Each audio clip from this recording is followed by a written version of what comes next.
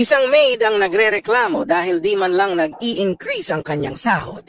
Isang araw, pumunta siya sa kwarto ng kanyang madam para magreklamo.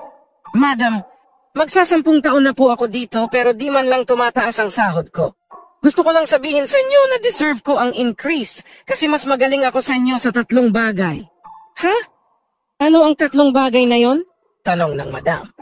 Una, mas magaling po ako sa inyo magplansa, sabi ni sir. Nagkunot noo si madam at nagtanong ulit. Yun lang? Ano naman yung pangalawa? Mas magaling pa daw po ako sa inyo magluto, sabi ni sir. Ngayon ay galit na ang madam at nagtanong ulit. Ano naman yung pangatlo? Sobrang mas magaling pa daw po ako sa inyo sa kama. Biglang namula sa galit si madam at nagsalita. Buwesit ka! Huwag mong sabihin si sir mo din nagsabi niyan. Hindi ho, sagot ng maid.